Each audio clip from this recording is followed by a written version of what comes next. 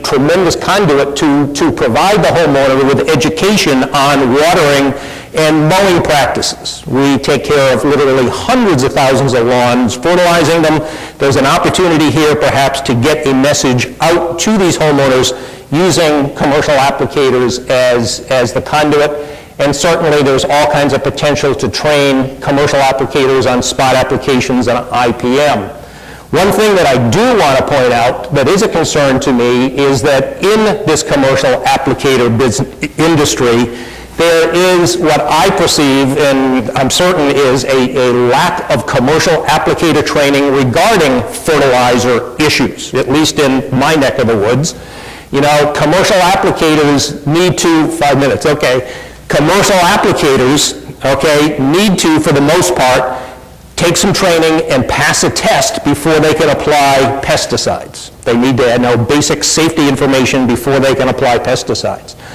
Nobody is requiring commercial applicators to have even the rudimentary basics of spreader calibration, how many pounds of nitrogen per 1,000 square feet. They're not required to know the difference between water-soluble and water-insoluble nitrogen. They know very little, most of them that I'm familiar with, know very little about varying nitrogen rates with species and season and soil type and so forth and so on. So as far as the commercial applicator industry is concerned, my message here is that for every one lawn that SeaScape does and every one lawn that TruGreen does, there's probably 5 to 10 lawns that Billy Joe's Lawn Care is taking care of. He's fertilizing 25 lawns, he's mowing 25 lawns, and he doesn't have the slightest idea on fertilizer and fertilizer issues. Just a couple of things I wanted to mention in passing. Our experience with spot applications. Broadleaf weeds, SeaScape has never used, not just in shady lee woods, we have never used blanket weed sprays. We generally visit a lawn 5 times a year. I mentioned in shady lee we only go in 4 times because that's what CRMC wanted. But we generally go to our lawns 5 times a year and we spot treat weeds each time we go in, unless it's very cold in the early spring or fall. Most of our weed control is used on new customers, those that are mowing too low, or on edges, okay? Now, perhaps SeaScape has a few more weeds and service calls than other lawn care operators might have. And weed control is a huge issue with all of our customers. However, we have realized that we can greatly reduce our amount of weed control after 1 or 2 years.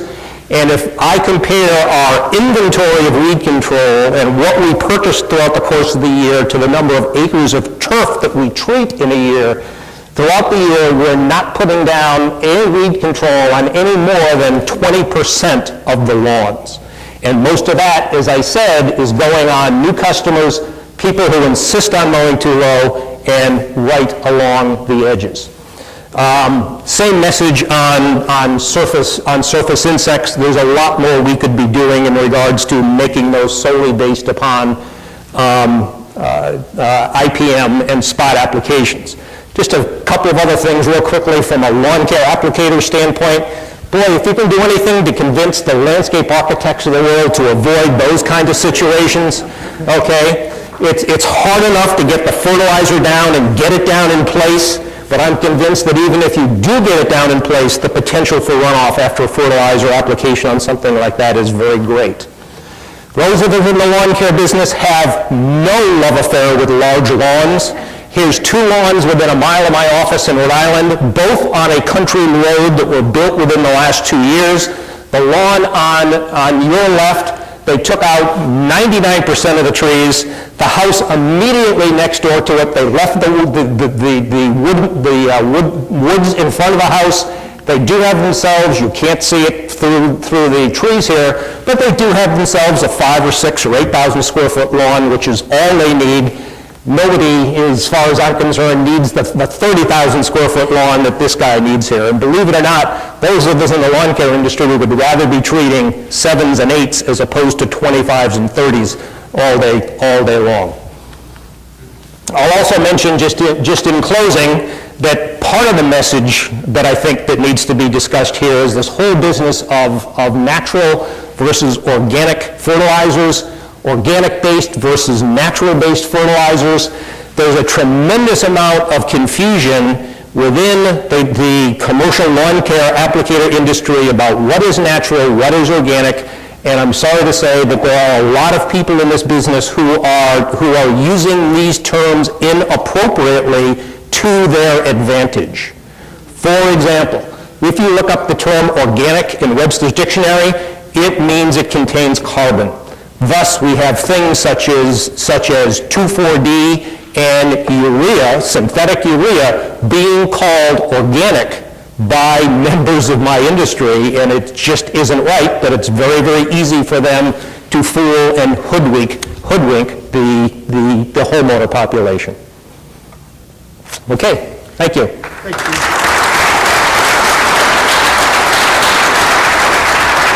A question for Jen? Jen, you first. You talked about the shading, not getting that kind of color and stuff, about the quality. Is the regulatory agency, were they looking, you talked about future goals, are they looking simply at the reduction of products going down, or are they watching endpoints of what's coming off as well and what's getting in the water? They are not looking at endpoints. All they're interested in is minimizing the amount of product going on the lawns with as little political backlash from the homeowners as possible. Stuart? Regarding the pesticide restrictions, the numbers and specific pesticides in that 40-ton development, was there scientifically based risk assessment done to pick those pesticides and to cut back the numbers? Really, nothing other than the input from the faculty at the University of Rhode Island. As I said, in terms of insect control, I was limited to bifenthrin, which I think most people would agree is one of the newer, softer, less toxic products that's available in the industry right now. Right, I know you were limited, but how were you limited? Did somebody look at risks and runoff and leaching and that sort of thing and pick bifenthrin? Stu's looking for work. Just no, they did not. It was just a general impression from the people at the university that this is a safer product to be used from a whole variety of different standpoints. Mary? Yeah, get your I hand was up. just going to make a comment that one of the challenges we've had with educating the commercial applicators in Rhode Island is that they have to go to the pesticide applicator training in order to be able to practice, but they have not had to have this fertilizer training.